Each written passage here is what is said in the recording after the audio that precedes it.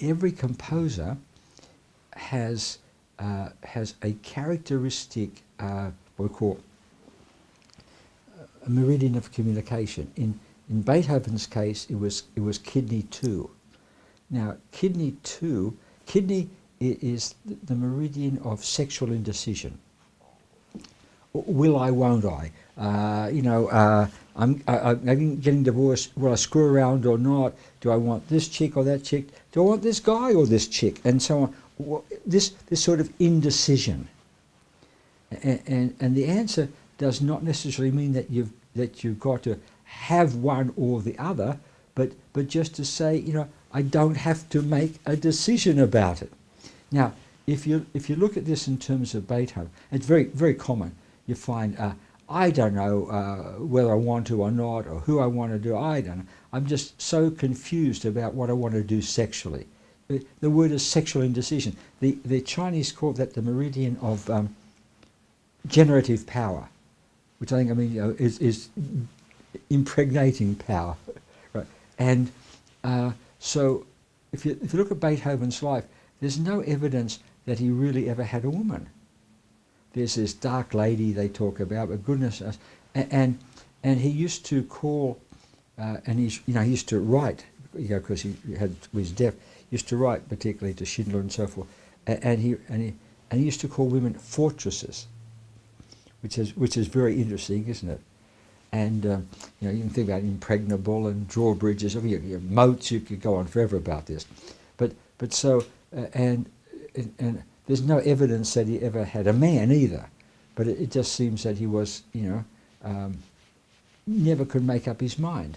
Now, if you want to, and that's what I mean by this meridian of.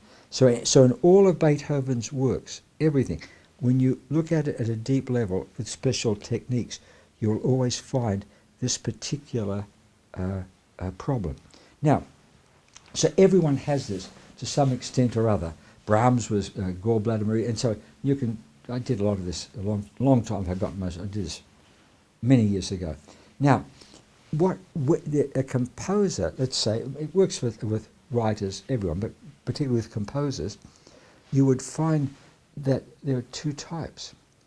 There are those that progressively solve the problem, and those that don't.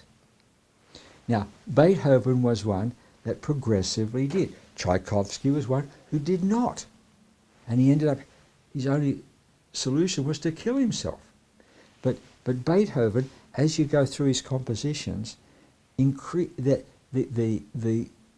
kidney meridian problem gets less and less and less important. Because he's evolving, and therefore, without knowing maybe he even has this problem, and certainly didn't know about the kidney meridian, and certainly know about kidney meridian 2, as he's gradually his own sort of just working it through.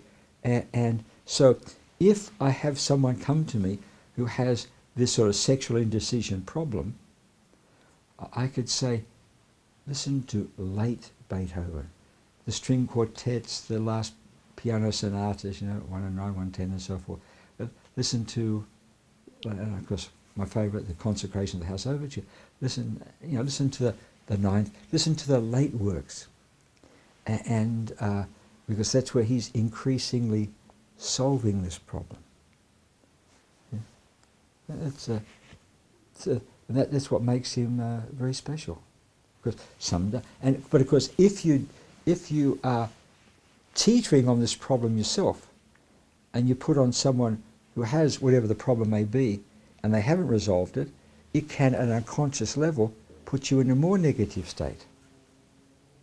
So if you do have a sexual indecision problem, preferably don't listen to Opus 10 and so forth. Stay up in the Opus 110s. Right?